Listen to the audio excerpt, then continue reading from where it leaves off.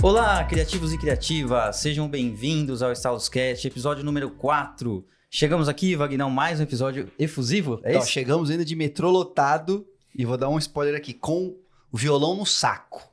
Então o violão tá na sacola, tá preparado, vai até o final que vai ter uma musiquinha serelepe pra vocês, quem aguentar até o final, tá? Então aproveitando já, dá o like da confiança, você que tem acompanhado os nossos conteúdos, que esse conteúdo vai ser efusivo, lépido e fagueiro. Gosta dessa palavra. Gostou? Esse é um podcast de patrocínio da agência Stalos, não é, Vagnão? Bem lembrado, Vitor. Bem lembrado. Agência Stalos, que nós somos especialistas em produção de design gráfico e produção de vídeo.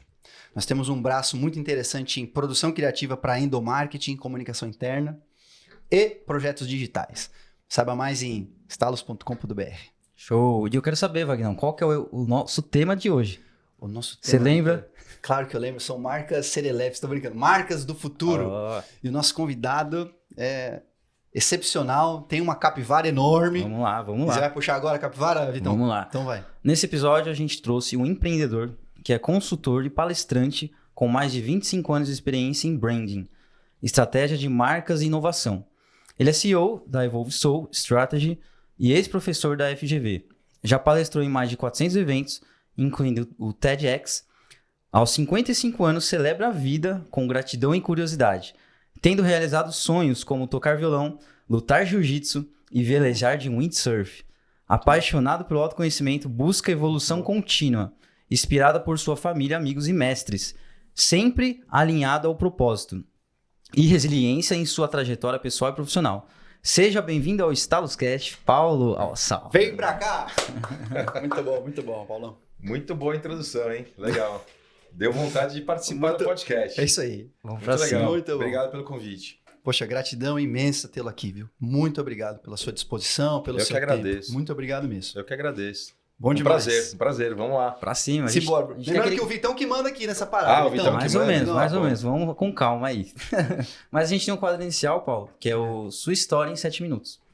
Mais uma ênfase profissional, mas traz também da sua vida, né? A gente viu aqui o que tem, assim, do seu DNA, um pouquinho da introdução. Então, Uhum. pode trazer um pouquinho da sua história. Legal.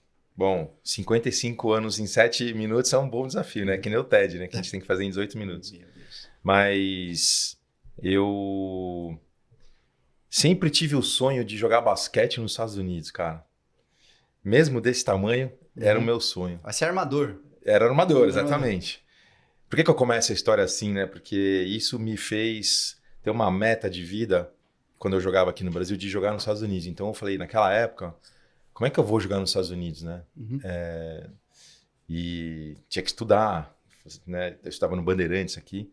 Aí eu tinha aquele sonho de jogar lá, e eu falei pro meu pai, olha, eu quero jogar nos Estados Unidos. Ele falou, pô, como assim você quer jogar nos Estados Unidos? É a mesma coisa que o americano querer jogar futebol no Brasil, né? A meca do basquete, né? É. Mas eu tive aquilo como meta da minha vida e fui deixando aquilo na minha, né, nos meus objetivos. E aí eu conheci um amigo meu que já tinha ido jogar nos Estados Unidos e eu falei, pô, quero jogar lá. Para encurtar a história, ele me arrumou uma bolsa, fui jogar nos Estados Unidos. Naquela época, em 1987, ninguém ia para os Estados Unidos fazer Que faculdade. Eu tinha 17 anos, tinha acabado de me formar do Bandeirantes. E aí, tô te contando isso porque fiz a minha formação acadêmica lá fora, acabei jogando por um ano. Obviamente, o nível do basquete lá é altíssimo. Mas eu decidi estudar, então eu fiz minha formação acadêmica lá fora, fiz economia, administração. Com 17, 18 anos, você não sabe muito o que você quer da vida, né? Justo. Mas foram boas formações mais generalistas, assim, que para mim foram interessantes. E aí eu fiquei morando lá há 6 anos, voltei para o Brasil, comecei minha carreira no mercado financeiro, banco, mesa de tesouraria mesmo. É. Eu brinco que meninos viram homens ali, porque é um ambiente muito competitivo, meio hostil, né? Uhum.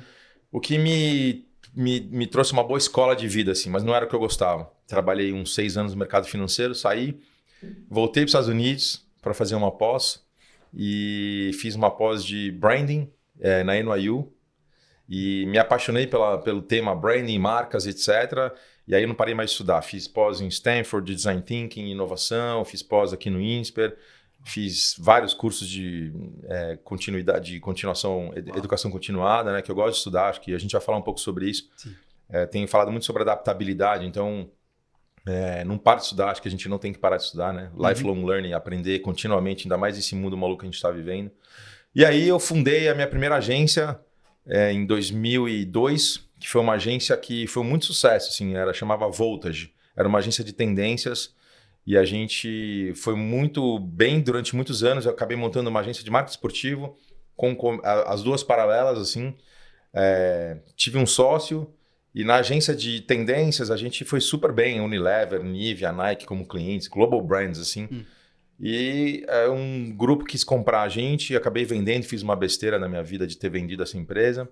Mas faz parte dessa jornada também. E aí depois que eu vendi a empresa, que não foi legal, por uma série de razões, eu acabei trazendo uma das maiores agências de branding do mundo para o Brasil, que é a Saffron Brand Consultants. Fui CEO da Saffron por 5 anos aqui no Brasil, que foi uma baita escola também. E então, assim, sempre empreendendo, sempre aprendendo, já quebrei, a gente aprende muito, né, nessa jornada toda. Mas acho que toda essa jornada, seja da minha formação acadêmica ou seja profissional, é super legal, super bacana, mas o meu maior papel é ser pai. Eu sou pai de 2 lindas, a Cacá e a Bibi, do apelido delas. Uma tem 23 anos e uma 20. Já uma formada, já está trabalhando, a outra está fazendo psicologia. Uau. E tô casado há 38 anos, cara. Esse é um próximo podcast. Esse é um case. Caramba. E eu tenho o maior orgulho disso. Comecei a namorar quando eu fui para os Estados Unidos com 17 anos. A minha esposa tinha 16 na época. Estamos juntos até hoje. Eu faço questão de contar isso na minha trajetória, nesses 7 minutos aí. Não sei se eu consegui, mas...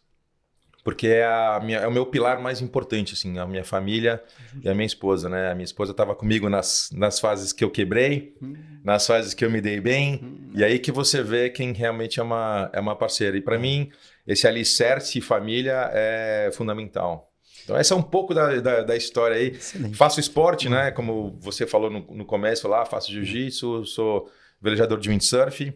E na pandemia descobri a música, né? Comecei a tocar violão e isso mudou a minha vida. Bom demais. Música, assim, eu sou suspeito para falar, né? Antes o podcast falava de música, criatividade, espiritualidade e negócio. Que legal. A gente colocou agora tudo no mesmo balaio. Agora é criatividade. Que é isso.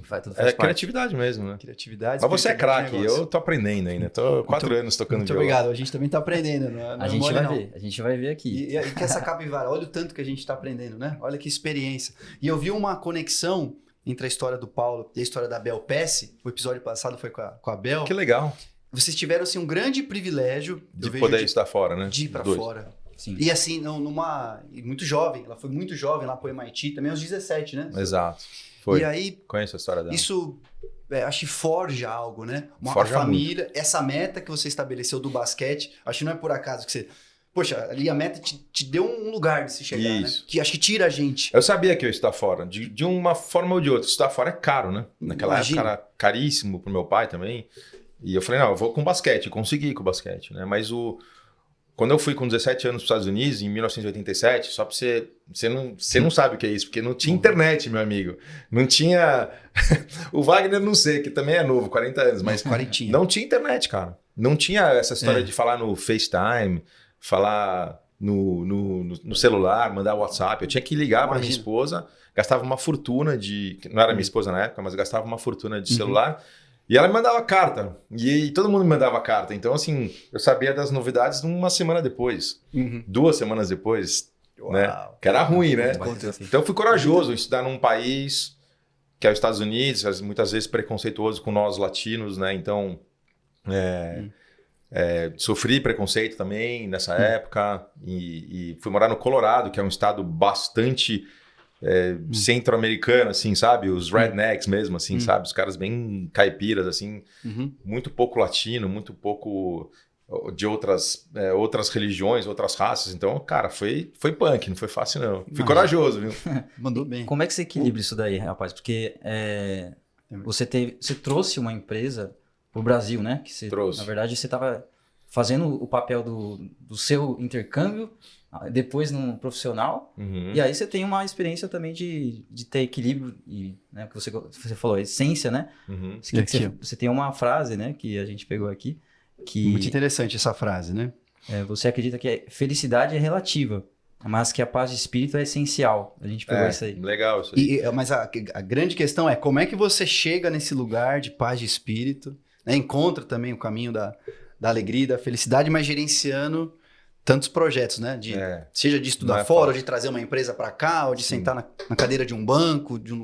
Como é que... muito legal essa pergunta. Se equaliza isso. Gostei da pergunta. Profunda a pergunta, né? Porque a gente já passou por várias fases da vida, né? Com 55 anos hoje, a gente tem aquela fase, tem os S's da vida, né? O primeiro é o S do sucesso, né? Quem fala isso é um grande guru amigo meu, que é o Romeu Buzarello. Até os 25 anos você tem o S do sucesso, que você está buscando qual a sua vocação, onde eu vou ganhar dinheiro, mas você está ali sobrevivendo. Depois deveria vir dos 25 aos, sei lá, 50, assim... Não, primeiro é o S da sobrevivência, perdão. Depois o S do sucesso, né? Desculpa. Tá certo. O S da sobrevivência até os 25. Tá. Depois o S do sucesso, que é o S... achei onde eu... Achei minha vocação, achei onde eu quero trabalhar, vou para cima. Depois dos 50 e poucos, que é a minha fase, agora é o S do significado. Eu estou buscando significado na minha vida, muito mais do que só dinheiro, né? Tem outros valores que você vai trazendo para a vida. E depois o S do sossego, deveria ser, né? E não é linear isso, óbvio, hoje é muito mais complexo, mas o Dalai Lama ele fala, por que você já não vai direto pro S do sossego, né? A gente é meio burro, né? Claro, não é tão fácil assim, né? Exatamente. Mas é uma reflexão que a gente tem que fazer, né? Então, para mim, hoje, se as pessoas me perguntassem o que é sucesso há um tempo atrás, era assim, poxa, eu quero fazer minha poupança, quero comprar minha casa, quero comprar alguns bens, quero ter dinheiro, tranquilidade, né? Hoje, para mim, o sucesso tem um outro significado, que é paz de espírito mesmo. É dormir com a cabeça tranquila, que eu criei 2 filhas, que eu tenho uma família bonita, que eu faço o bem para a sociedade, de alguma forma. Então, que eu não faço nada de errado, né? Que eu acredito em algo maior. Então, para mim, isso é paz de espírito. Para mim, hoje, paz de espírito é ter sucesso. Na hora de você escolher um projeto, meio que automático, você pesa isso, né? Poxa, vai exigir demais. Será que compensa? Hoje eu tô pesando isso, Wagner, porque assim, há um tempo atrás a gente pegava qualquer projeto, né? Tem que sobreviver. E de novo, não é porque eu tô rico que eu vou escolher projeto, não é por causa disso. É o contrário. Eu hoje preciso fechar projeto, você precisa fechar projeto, né? A gente não é, né? Vive de projetos. Mas eu tenho hoje uma filosofia de vida que eu quero trabalhar com quem eu acho legal, pessoas bacanas, clientes que olham pra gente e falam, poxa, tamo junto nessa, sabe? Não vai ficar me enchendo o saco. Óbvio, eu sou um cara que quero entregar o melhor possível pro meu cliente e crescer, dar resultado. E se ele entender isso, o projeto vai andar de uma forma muito mais bacana do que ficar naquela... Muito mais. Sou seu... Né? Tô te cutucando, ou vice-versa. É energia positiva, sabe? Então é um valor, hoje... inclusive, né? Exatamente.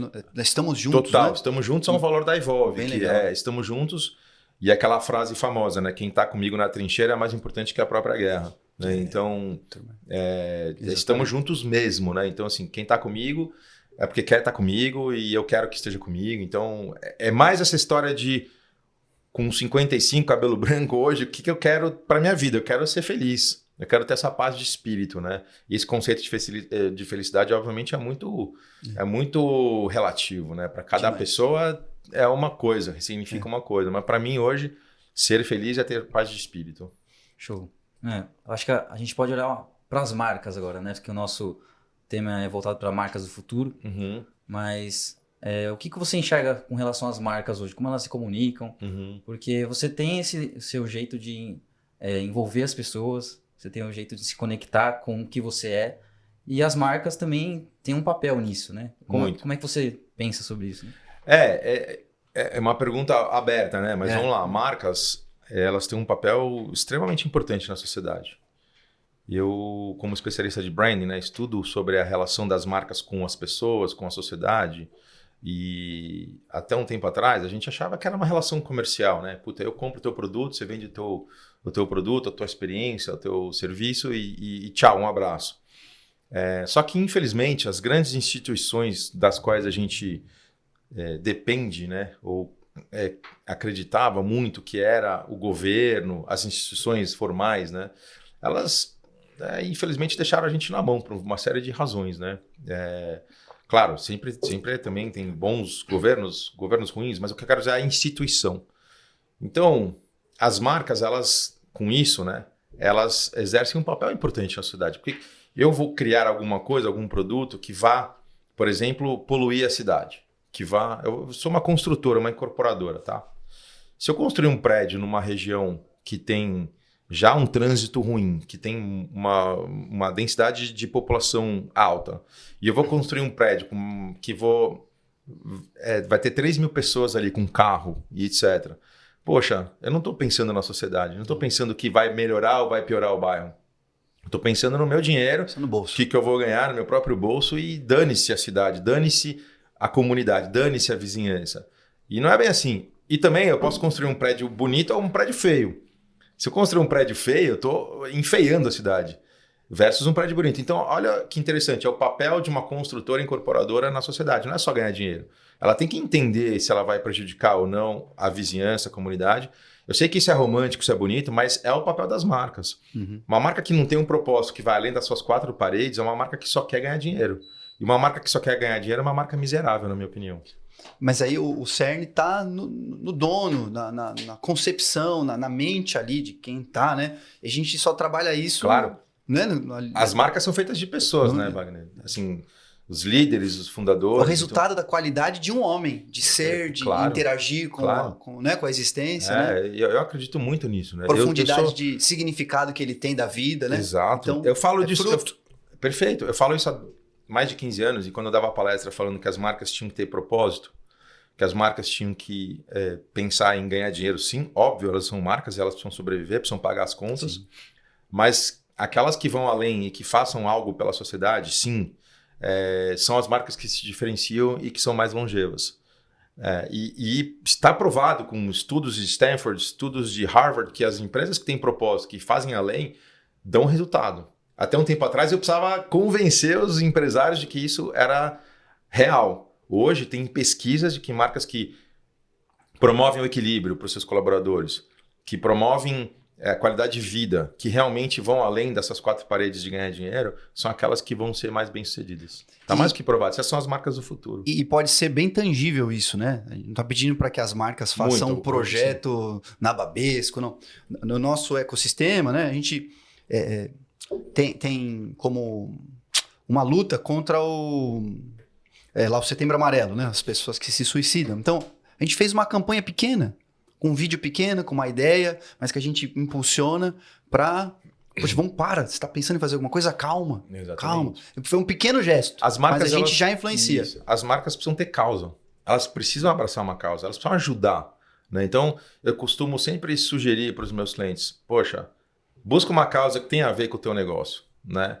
Então, pelo menos tem alguma coisa a ver, né? Hoje, obviamente, qualquer causa que seja relacionada à saúde mental ou à própria saúde, né? Eu sou do conselho de uma ONG de câncer, você sabe disso, né? Você comentou. E eu sempre falo para as empresas, poxa, vamos fazer alguma coisa com a ONG, vamos fazer algo. De repente você vendeu este produto, que é um custo variável. Se você vender este produto, estou dando um exemplo, né? Você doa 10% para a ONG. Não é um custo fixo, é um custo variável. Vendeu, doa 10%. E assim você tem uma causa, abraça uma causa, né? A Mizuno, se eu não me engano, foi genial a campanha. Na hora de doar, assim, centésimos mudam a história. Centésimos mudam. Porque para um cara de alta performance ganhar, não é porque ele rendeu muito mais, foram centésimos de segundos. Né? Aí ele estimulava as pessoas na hora de comprar. Você pode dar um centésimo desse valor para tal coisa? Você falou da Mizuno, mas a gente fez uma campanha com a ASICS no Oncoguia, que é a minha ONG. A gente fez uma campanha onde ela define... porque qual que é a grande ideia? É prevenção da saúde. Então, se você faz esporte, você corre, você tem grandes chances de ter uma saúde melhor de quem não faz esporte. Então, a gente chegou para a ASICS e falou, vocês topam, escolhe uma coleção de vocês que vai fazer uma parceria com o Oncoguia e quem comprar um par desses tênis, você doa 10% para o Oncoguia. Poxa, foi assim, eles venderam muito e a gente arrecadou muito. Isso e todo mundo ganha. A marca ganha, obviamente o paciente com câncer ganha, porque você está ajudando a causa, Quem faz esporte ganha, todo mundo ganha. É ganha-ganha, cara. Olha que louco. É tudo ganha-ganha, não é perde-ganha, entendeu? Tudo ganha. E as pessoas não fazem. É. A gente chama isso marketing relacionado à causa. MRC. Marketing de causa, né? É muito importante. E só que tem que ser verdadeiro, né? Vou fazer um marketing de causa porque dá dando lucro. Não, pelo amor de Deus, né? Tem que ser real, né? Tem que ser real. Tem a ver com o propósito, realmente, ali. A gente passou, né? Desculpa só alongar um pouco, mas na época das enchentes do Rio Grande do Sul, teve uma polêmicas ali, né? De marcas que estavam ajudando e algumas pessoas, ou pessoas, celebridades, estavam ajudando e algumas pessoas criticando, né? Poxa, tá ajudando só porque... Mas tá ajudando, cara. Tá ajudando. Se o cara tem um outro... Se o cara tem... Já tá ajudando. Mas se ele tem uma outra intenção também de aparecer, qual o problema? Tá ajudando. Eu prefiro do que aquele que não ajuda. Melhor. O cara tá fazendo alguma coisa, né? Tá na equação, né? Pelo menos. Tá ajudando. E tem essa questão das empresas, né? Que você tem um conceito acredito que é da Evolve, né? Que é de empresas evoluídas. Isso. E eu queria entender um pouquinho desse conceito a partir da Evolve mesmo. Muito legal. Como eu estudo muito essa questão de marcas, né? E eu estou escrevendo 2 livros ao mesmo tempo, por isso que eu não termino nenhum. Eu vou terminar. Mas eu estou escrevendo sobre 100 características de empresas evoluídas. Então, algumas das características de empresas evoluídas, né? Aquilo que a gente já falou um pouco aqui, é promover um ambiente de equilíbrio para os seus colaboradores, né? É você entender que tem que ter propósito, é você ter uma cultura forte. Cultura forte não quer dizer cultura certa ou cultura errada. Cada empresa tem os seus valores, a sua própria cultura. Eu não sou... Acho que não tem um gabarito, né? Depende de cada empresa. Óbvio que eu sou a favor de empresas que promovam o equilíbrio, promovam a qualidade de vida para os seus colaboradores, tenham valores bacanas e assim por diante. Né? Então, algumas características de empresas evoluídas que eu gosto muito. Então, você tem que ter uma liderança humana, né? Uma liderança... antenada, uma liderança moderna que olha, se adapta, uma liderança adaptável. Você tem que olhar realmente, tirar os valores da parede e viver esses valores. Os valores, eles servem para a gente contratar, para a gente manter a cultura e para a gente demitir. E para a gente avaliar, né? Só que a maioria das empresas tem valores e deixam na parede os valores, não vivem esses valores. Aí colocam valores como integridade, honestidade. Isso não é valor, mas isso é dado, né, gente? É o mínimo que a gente precisa ter, né? Esse é o mínimo. Né? É o mínimo. Então, assim, Então, criem valores que sejam inspiradores, né? Hoje, essa geração de vocês, ela levanta da cama para trabalhar em empresas que têm valores legais, que pensam na sociedade, né? Que são marcas evoluídas, são marcas humanas, são marcas que fazem o bem. A minha filha, assim, as minhas filhas são super ativistas, elas olham as empresas e falam, será que eu vou trabalhar aqui? Quais são os valores dessa empresa? Qual é o propósito dessa empresa? Ela faz alguma coisa para a diversidade? Ela faz alguma coisa, né, para a sociedade? E eu sei que tem... Toda tendência gera uma contra-tendência. Então, tudo que é exagerado não é legal, né? Então, por exemplo, agora vamos tudo para a diversidade, vamos tudo para o ESG. Não, calma, peraí, tem um meio de campo aí que a gente tem que ganhar dinheiro, temos que contratar por competência, não importa a raça, gênero, etc. Para mim, tem muito esses dois lados, mas também temos que ter diversidade na nossa empresa. Uma empresa evoluída tem diversidade na sua empresa. Né? Então, são algumas características que fazem com que as empresas sejam evoluídas. Né? Já olhar para tudo que está acontecendo no mundo e se adaptar rapidamente, ser flexível. Muitas empresas não são flexíveis. Tem aquela carteira de produtos ou aquela carteira de serviços e não muda. Só que o mundo está mudando. Se você não incorporar inteligência artificial, se você não se adaptar, você vai ficar para trás. E hoje eu estou trazendo até um outro termo, que é marcas camaleoas, ou seja, marcas que se adaptam mesmo ao meio ambiente, né? Ao contexto que a gente está vivendo. Show. Pode compartilhar um pouco desse conceito? Eu vi nas redes sociais que vocês estão com palestra, com podcast também. Sim. Podcast Camaleões, né? Exatamente. Onde eu estou trazendo pessoas que se reinventaram, que se reinventam continuamente. Para mim, olha, adaptabilidade hoje é o soft skill mais importante que uma pessoa pode ter. Criatividade também. Mas até para você ser adaptável, você precisa ser criativo. São 3 grandes skills. Assim, se autoconhecer, ser adaptável, ser criativo e ser fluido. Né? Então, são 3 meta skills assim, de você ser adaptável. Tá uma coisa está muito ligada à outra. Né? Então, essa ideia, essa brincadeira veio porque eu sempre estudei tendências, movimentos. E muita gente me chama de visionário, porque eu crio alguma... Às vezes até muito além, muito antes do que... E me ferro. Mas eu sempre olhei o que está acontecendo no mundo, sabe? Deve dar uma angústia, né? Porque ninguém tá vendo. E aí você tá vendo... Você... Só que aí você fala, louco, o mercado não tá louco. preparado às vezes, né? Não tá preparado. Só que eu acho que todo mundo tem que, de fato, seja pessoa física, seja uma marca, entender o que está acontecendo no mundo, esses movimentos que estão acontecendo, que hoje são muito mais rápidos do que eram antigamente, né? Antigamente esses movimentos demoravam para acontecer, hoje com o advento da tecnologia exponencial, as coisas acontecem lá nos Estados Unidos, acontecem aqui ao mesmo tempo, na China, etc. Se as pessoas não se ligarem a esses movimentos, elas vão ficar para trás. Então hoje nós somos analfabetos hoje. Somos analfabetos de IA, somos analfabetos de programação, nós somos analfabetos das novas linguagens e tecnologias que existem por aí, né? Então, se você não se alfabetizar nessas novas linguagens, você vai ficar para trás, certo? O Paulo, a Evolve tem projetos assim que entra nas empresas e propõe essa remodelação na cultura? Total. Tem? Total. O nosso foco hoje, eu entendi que branding, ele vai muito além de uma marca, de um logo, né? O branding tem algumas escolas, né? A escola do design, que é um pouco a sua escola, né? E a escola da estratégia, que é um pouco a minha escola. A Safron, daquela agência que eu trouxe para o Brasil, é uma das maiores do mundo e uma das que criou o branding. Assim, o fundador, que é o Wally Ollins, ele é um dos criadores do branding. Para quem não conhece, eu recomendo os livros. E o branding ele evoluiu, né? Então ele era uma coisa de marca, uma marca sem significado. Vamos criar um logo, uma coisa de identidade. Ela evoluiu para uma marca de significado. Que eu olho para essa marca, eu vejo o quê? O que eu sinto quando eu olho para uma Nike, quando eu olho para uma, enfim, uma marca qualquer. Depois ela evoluiu para a estratégia. Como é que eu me posiciono? Como é que eu me diferencio? Se eu uso uma marca, eu estou querendo dizer um monte de coisa sobre mim. Põe um all-star por quê? É uma autoexpressão, né? E agora tem a ver com cultura também. Você me perguntou, né? Porque, vamos lá.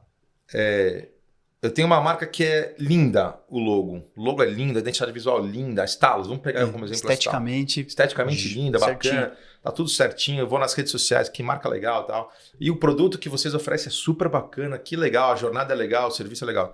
Mas eu conheci algumas pessoas que saíram de lá e falaram, puta, aquela empresa lá só tem maluco, cara. O ambiente é horroroso. Isso é branding, você concorda? Com certeza. É branding.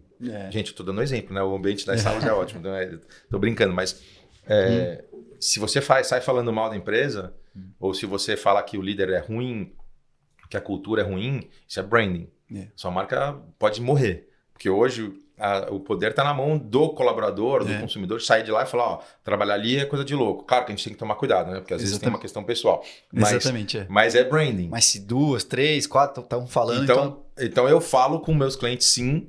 Eu trabalho muito profundamente um diagnóstico e a gente tenta entender qual o tipo de cultura que eles têm. E o pessoal entende valor nisso num primeiro momento que você aborda? Até um tempo atrás não. Mas hoje, acho que todo mundo está entendendo que, né, essa geração ela é muito mais imediatista e quer sair logo para aprender uma outra empresa. Se ela não tiver uma cultura forte, ela não vai manter, ela não vai contratar talento, não vai reter talento e, por consequência, não vai ter bons resultados. Então, acho que os líderes estão se dando conta de que, sim, é importante ter uma cultura forte. Tem uma balança, né? Achei assim, às vezes as empresas nos procuram por performance. Quero entrar no digital, quero vender. Claro. Só que quanto mais branding, mais performance, né? Claro. Quanto mais você trabalha a consciência, então, convencer o branding também era difícil, né, Wagner? Era difícil, né? O cara achava que era só mudar o logo. Isso não vai mudar a minha empresa.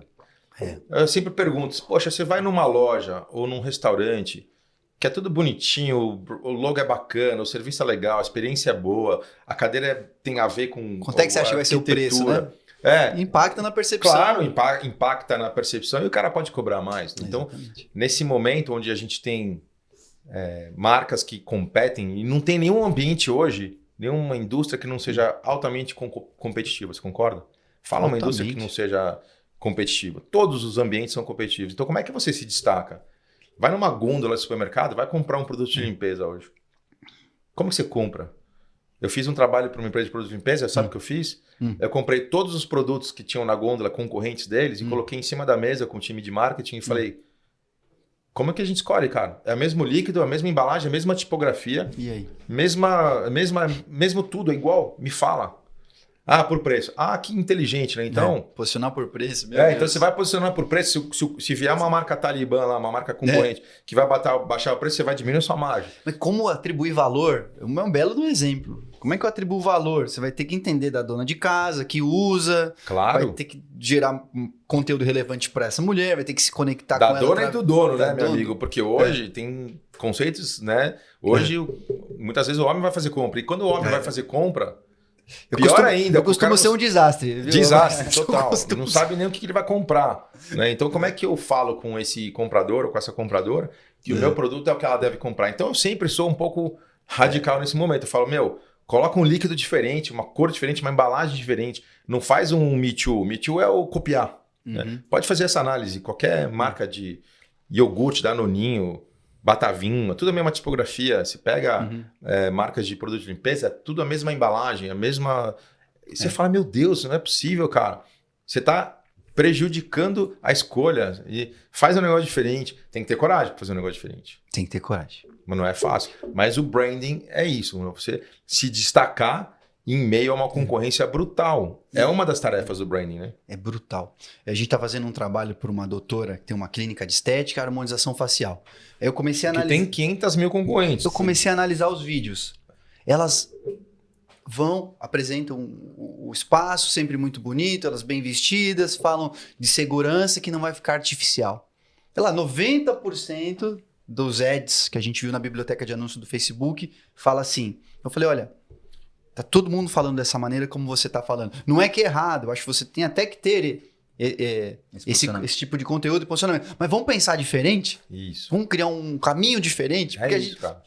Ela falou, vamos. Aí veio uma ideia super de vocês, legal. né? Por isso que precisam de vocês. E ela topou, ela foi corajosa. O branding, gostei disso. O branding, você precisa ser corajoso. Ela topou. Falei, vamos fazer um negócio diferente? Legal. Uma sketch que você vai fazer assim, você vai estar conversando com o espelho vai falar, acorda. Ela falou, por mais que seja uma abordagem que não é uma ideia genial, mas ela falou, pô, gostei. E já tá diferenciando ela do... Acho que o grande ponto na criatividade tem obviamente um range até onde você pode ir, né? Tem uma... Por isso que no branding você tem que achar a essência da empresa, a história da empresa, o DNA da empresa, né? E a partir daí você se permitir ir nesse range aí de criatividade, certo? Porque também ser criativo por ser criativo, não. Só para aparecer, né? Muito cliente me pergunta, ganhar vamos fazer prêmio. Então, uma campanha para ganhar prêmio, uma campanha que vai dar uma polêmica. Pô, calma. Não. É isso que você quer ser mesmo, né? Vamos entender quem que você é para a gente trazer realmente um posicionamento que traduz a sua essência. Tem um timing para fazer isso. Tem marcas que até tem condição de fazer uma coisa para chamar, tem outros que não estão tão longe Mas disso. É o posicionamento da marca, né? Tem uma marca de água lá fora, esqueci o nome agora, que o posicionamento é bizarro, assim, de agressivo, as campanhas são super agressivas. Deathwater chama, Deathwater, é de morte mesmo. Tipo, bizarro.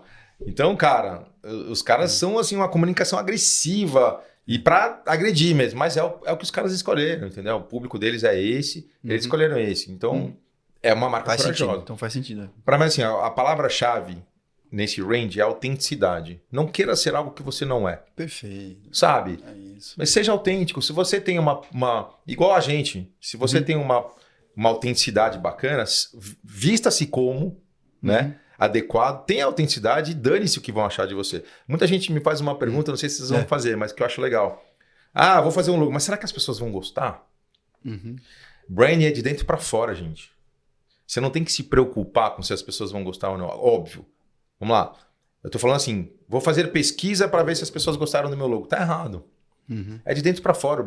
O logo, a identidade tem que traduzir quem você é. Você faz pesquisa para saber o nome da sua filha? Quem escolhe o nome da sua filha? A gente que escolhe, né? Você, um pequeno comitê. Eu e minha sócia. Você é sua sócia. Ou tem no máximo... Tem alguns conselheiros. Alguns conselheiros, uma sogra, um sogro, um pai. Mas é um petit comitê. É de dentro para fora. Mas aí a pessoa vai falar... Alguém lá de fora falar, mas eu não gostei do nome Cláudia. Problema teu, minha filha. Não tô nem aí. É o nome que eu quis dar pra minha filha. Da mesma forma, eu vejo marcas assim. É de dentro para fora. Você acha que alguma marca vai ser unânime que todo mundo vai gostar do seu logo? Não vai. Não vai. Te garanto que não vai. Tanto é que quando lançam logos novos, nossa, odiei. E outro, nossa, adorei. Nossa, amei. Eu parei com isso, viu? Então, mas é isso. Não tem que fazer pesquisa, tem que traduzir a sua essência. É muito legal isso. Isso é uma coisa bacana. A gente está vivendo um pouquinho, eu vou até trazer esse tema que você trouxe, dos produtos, né? Que está tudo muito mais complexo. Até para a gente fazer as campanhas, para fazer até o branding também, a gente pensar de uma forma que ganhe da competitividade, que é o que você falou, para ter sobrevivência também. Tem um acontecimento que está rolando na Europa agora, que são os passaportes digitais, né? Os produtos agora precisam de passaporte, e aí você vai entender a jornada de todo o produto, e de ponta a ponta, assim. Isso vai aumentar a complexidade, mas também vai aumentar como manusear, como direcionar para o perfil certo, né? A gente não tem isso ainda aqui. Talvez a gente tenha uma limitação de exportar produtos para esses países que têm passaporte digital, por exemplo. Mas, assim, o que eu vejo, né, é esse oceano vermelho mesmo, no Brasil, né? No mundo, cara. No mundo também. E complexidade. Então, você falou da autenticidade, né? Que você tem que ser autêntico. E eu também queria entender sobre a metodologia da Evolve, né? Como se posicionar nesse cenário, né? Porque como é que as marcas se posicionam, né? Nessa loucura. Porque é o que você falou. Loucura você mesmo. precisa ser hardcore, você tem que apelar, ou você fica quieto e faz de uma forma simples. Acho que nem 8 nem 80, né? Então. Primeiro parte que você falou, o oceano vermelho, né? Hoje, eu falo para os meus clientes, né? Aquele cliente que tem uma loja nessa rua aqui e um concorrente na frente e outros do lado. O concorrente dele era esse cara aqui do lado dele, certo? Uma loja de varejo. Imagina uma loja de varejo popular. Do bairro, você disse. Uma loja de varejão mesmo. Aquelas lojas tipo Torra, Caidu, Scala, sabe? Essas lojas. Quem era o concorrente dele? É o cara da frente. Hoje, quem é o concorrente dele? Fala aí. Mercado Livre. Online. Sim. Aqui, Instagram. A internet como um todo. O cara não sabe. Pequeno empreendedor ali que tá anunciando as coisas dele. Até o pequeno empreendedor. Que vai no Mercado Livre e compra e recompra. Olha que bizarro como ficou complexo. Era um cliente da frente, era o concorrente da frente, que muitas vezes disputava por preço, o megafone lá venda no Mega, que é horrível fazer isso. Mas e hoje o cara tem uma complexidade, porque o concorrente, o universo de concorrência dele é bizarro, ele nem tem controle sobre isso. Concorda? Você tem vários pontos de venda, vários pontos de coleta. Então, eu tinha um cliente que era exatamente esse, a Scala, que é a loja de varejo popular. E eles ficavam brigando por preço. Eu falava, vamos promover uma experiência diferente. E não megafone na frente, porque você tá... Quando você põe um megafone, o cara gritando, o cara pegando pelo pescoço um cliente, isso mostra que você não tem nada a oferecer. Você está no desespero, na minha opinião, certo? Então, promovam uma experiência diferente. Quando a gente olhou ali, a experiência era muito ruim. Era banca, sabe o que é banca? Aquelas onde fica as roupas tudo jogadas na frente. Assim. Sim. Eles acham que isso chama a atenção desse público. E eles tinham, todas essas lojas, um preconceito. Mas esses caras, essa galera aí, dona de casa, ela gosta de preço, gosta de bagunça, gosta de barulho. Não é bem assim. Então, dentro da nossa metodologia, a gente foi pesquisar quem era essa compradora e entender que ela gosta de coisa boa. Ela não gosta de barulho, ela quer uma experiência boa. Ela não quer essa bagunça, ela não quer só preço, ela quer, inclusive, esse público, ele quer comprar um produto que não vai na primeira lavada estragar. Ele precisa de um produto bom. Preço bom, claro que não boa. Um preço muito alto, mas um preço bom e que vai durar. Então, olha o mindset. Vamos comprar preço, na primeira lavada, tchau. A gente foi fazer pesquisa dentro da casa dessa consumidora, a gente entendeu que não era isso que ela queria. Quando eu chego pro meu cliente e falo, cara, não é preço que ela quer e não é um produto barato que não tem a qualidade. Então, olha que mudança. Vamos oferecer um produto melhor, vamos oferecer uma jornada melhor, que você vai ver o que vai acontecer. Cara, mudou da água pro vinho a marca, esse é um baita case nosso. E muito pesaroso você sustentar nessa negociação. Não é? Não. No começo, você convenceu o cliente, tá falando? Exatamente. Muito, porque... E nesse caso foi perfeito. Tinha um diretor de operações que ele falava assim, mas poxa, eu tô aqui há 40 anos, eu sei o que eu tô fazendo. Sempre foi assim, tem que ser bagunça mesmo. Tem que ser... Cara, esse teu público mudou. A gente tem que ter humildade para saber que o público mudou. Arrogância precede a queda. Arrogância não gera adaptabilidade. Exatamente. A pessoa que é arrogante, que se acha... Se quebra. Irmão, porque algum ela não sabe que ela tem que melhorar. Então, na minha palestra sobre adaptabilidade, uma das questões é arrogância versus humildade. Aquele cara que é humilde fala, será mesmo que a gente está certo? Isso. Será mesmo que a gente não tem que rever os nossos conceitos e tentar mudar? Mas a sua pergunta é ótima. É um convencimento brutal. Fala com os meus advogados aqui. Brutal, cara. Não é lutar pela ideia, né? Mas mostrar... Eu falava assim para eles, são 55 lojas. Falei, vamos fazer essa experiência em uma loja? Vamos fazer um teste, um laboratório numa loja? Vamos ver o que acontece nessa loja? Legal. O cara bancou que ele não ia acontecer nada. Ele bancou comigo, cara. Eu banquei com ele. Pode fazer. Eu fiz pesquisa. Eu não sabia se eu estava certo. Eu tinha um pouco de experiência, mas eu estava trazendo algo altamente disruptivo para o mercado que sempre foi assim durante 50 anos. Sim. Mudamos ali uma loja era uma das lojas deles ali em Osasco, naquele calçadão de Osasco, que é uma ponto loja bom também, ponto com bastante excelente. Fluxo. Cara, aumentou 30% a venda nessa loja. O que eles fizeram? Em todas as outras lojas implementaram essa nova estratégia. Perfeito. Mudou o provador, mudou o equipamento, mudou a experiência. Então, olha que interessante. A partir da pesquisa, entender o problema, né? Na verdade, é resolver um problema real, não só entregar ali qualquer solução. Né? E dentro da metodologia, a gente obviamente faz um diagnóstico, a gente chama, a gente entrevista as pessoas dentro da empresa, a gente entrevista as pessoas fora da empresa. A gente chama de heavy user e o non-user. Heavy user, desculpa o uso de palavras em inglês, mas eu morei lá 10 anos. Business bingo. Não é ser snob, não é? Claro, vou falar. O heavy user é aquele usuário pesado, aquele cara que compra nosso produto, que reclama do nosso produto, que liga no saque. As pessoas reclamam de quem liga no saque. É ótimo. Elas deviam adorar quem liga no saque, porque aquela pessoa que liga no saque, ela tá preocupada com a tua marca. Ela tá preocupada com a tua experiência. Então, eu faço pesquisa com o saque, cara. O que as pessoas estão reclamando da gente? O que a gente pode melhorar? Obviamente com o colaborador, com o fornecedor, porque às vezes o cara trata muito bem o cliente e trata mal o fornecedor. Isso diz muito sobre a empresa, certo? É mesmo. Isso não é uma marca evoluída, uma marca Espreme evoluída... o fornecedor, numa negociação mais... Perfeito, Wagner. O que mais acontece é que o cara se vangloria de ter espremido o coitado do fornecedor, que tem filho, que tem que dar comida pro filho, tem que dar emprego para alguns colaboradores, o cara se vangloria que eu me dei bem nessa negociação, o cara se ferrou. Oi? Isso não é uma marca evoluída, certo? E na sequência da metodologia... Ou vamos colocar, às vezes é um setor, às vezes pode ser assim, né? Tem um setor que tem um diretor que não está tão alinhado. Às vezes pode ser um setor. Claro, mas desculpa. Qualquer pessoa que está ali dentro da empresa representa a empresa.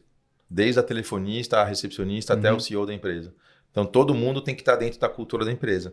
Todo mundo tem que estar alinhado na cultura da empresa. Né? Então, não adianta, porque a primeira experiência é com a recepcionista ou com o vendedor.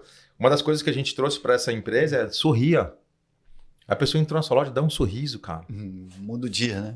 Muda o dia. Eu adorei que você fez aquilo quando a gente começou. Posso falar?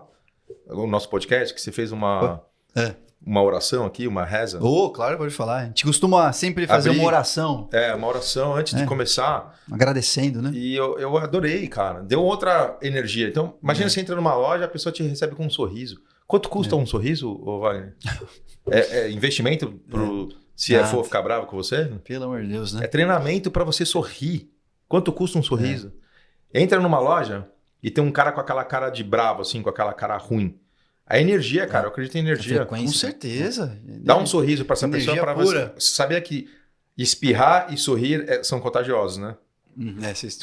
Não, espirrar não. Não, bocejar. Bocejar, perdão. Bocejar e sorrir são contagiosos. Já tô querendo bocejar, não vou me... Então, é contagioso. Mago. E sorrir também, cara. Eu adoro quando chego num lugar, a pessoa tá com aquela cara de bravo e eu dou um sorrisão para quebrar as pernas, assim, sabe?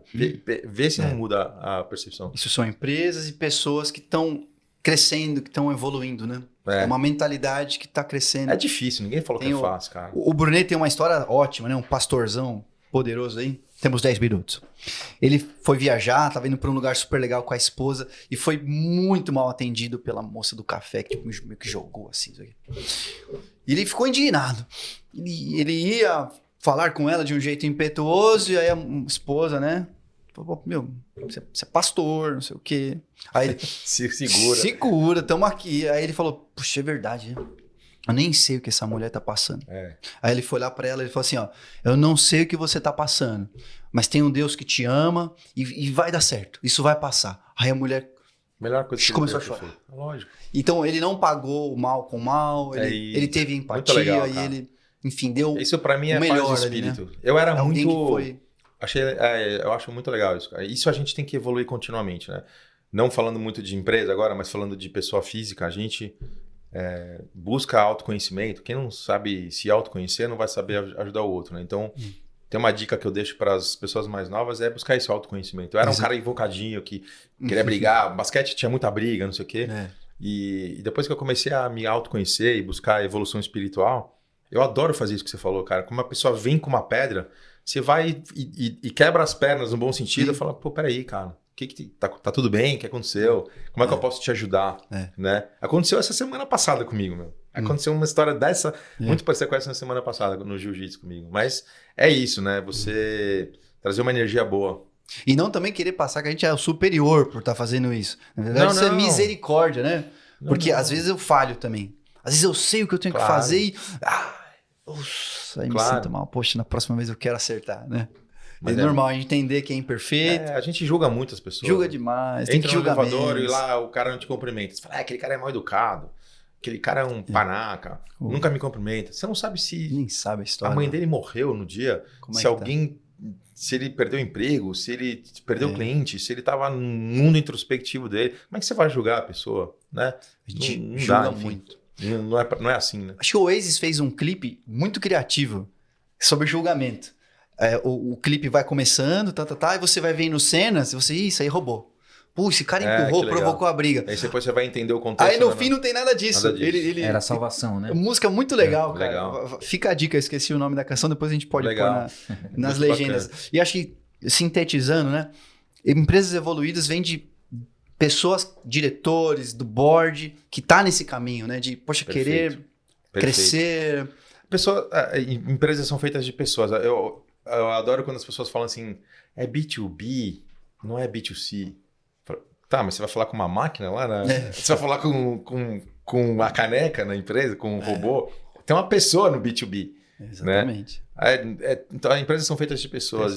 O grande problema que ao longo desses 25 anos, que a gente vai, obviamente, conhecendo as empresas, estudando vários setores, o grande problema das empresas é a liderança, Wagner. Sim. Né? O grande problema é a grande solução. Você falou, se o líder não é evoluído, não é humano, não é adaptável, não é fluido, não é humilde,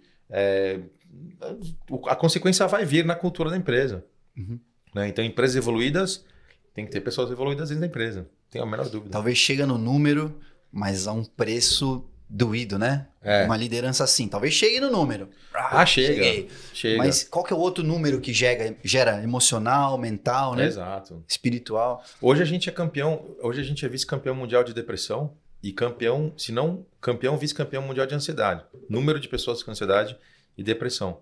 Ou seja, alguma coisa está errada. Dentro das empresas, porque onde a gente está mais no dia a dia, né? Investe mais tempo, exatamente. Está mais tempo. Então, assim, alguma coisa está errada. Eu vi uma pesquisa que 60 e poucos % dos executivos queriam estar trabalhando em outro lugar, não onde eles estão hoje. Tem alguma coisa estranha acontecendo. Tem alguma coisa estranha. 60 e tantos por cento não queriam estar. É bizarro esse número. E estão. E continuam, né? E continuam. Então, o que isso vai gerar? É a síndrome do fantástico lá, né? Que os caras falam, puta, domingão já vou ter que trabalhar segunda, dor de barriga, dor de estômago. Peraí, cara. O mundo, a vida passa muito rápido pra gente ser infeliz, né? É a tal da paz de espírito que a gente falou, né? Vai trabalhar em algo que você gosta. Nem que seja para ganhar um pouco menos. Eu sei que ganhar dinheiro é importante, é fundamental. Mas, poxa, será que tua saúde vale menos, né? Decisões complexas e corajosas. Branding é uma ciência corajosa aí. Então, é verdade, tem que ter coragem. Você tá nessa sinuca aí de bico, a paz é um caminho que acho que o valor é muito maior do que sustentar algo insustentável, né? Então, conheço muita gente, né? E meus amigos, tem muitos amigos milionários, caras muito ricos, isso aqui, e CEOs que eu entrevisto e trabalho como cliente. Não é o dinheiro que traz felicidade, cara, isso é garantido. Não é isso. Ajuda muito, mas de repente não tem famílias legais, separaram, não são bons pais. Cara, quais são as suas prioridades, né? Seus valores, né? Tem um livro legal chamado Se Eu Soubesse Há 25 Anos Atrás. É uma Legal. entrevista com CEOs. O que você mudaria na sua jornada, né, há 25 anos atrás? A maioria fala que teve que abrir mão de família, de conceitos assim, da base, de estar tempo com os filhos. Ele falou, puxa, eu voltaria atrás. Não, Então, não vale. É isso. Não Então, vale, tem o né? mais profundo ainda, que é a morte é um dia que vale viver, né? Acho mais ou menos isso que chama um livro. Que é uma enfermeira que fica cuidando no leito da morte ali, né? Das pessoas. Ele é brasileiro? Ou... É brasileira, cara. Acho que eu sei de quem Maravilhoso. você tá falando. O que as pessoas falam. Era isso, ter mais tempo com a minha família. Me preocupar menos com dinheiro. Mais essência, né? Qual que é a Mais essência? essência. E branding tem a ver com essência. A gente tem que evoluir continuamente. É as marcas e a gente. E para se adaptar, aprender algo novo. Aprender algo novo que você não foi treinado para. Né? Então, o advogado ser advogado pro resto da vida, o médico ser médico pro resto da vida. Poxa, vai aprender alguma coisa nova, filosofia, música, culinária, gastronomia. Eu fui aprender a música com uns 49 anos e fui fazer jiu-jitsu aos 49 anos. Ou seja, a faixa mais difícil que eu conquistei no jiu-jitsu foi a faixa branca, que foi começar. E a música também. Interessante essa. E a música mudou minha vida. Então é muito legal. Eu não sei tocar nada em comparação a você, mas eu meto as caras, mostro que eu não sei mesmo, mas eu tento e vamos fazer uma palhinha aí pra gente terminar o nosso podcast. Muito bom. Isso aí. Muito bom. Refrãozinho, então vai. Knock, knock, knocking on heaven's door, yeah. Knock, knock, knocking on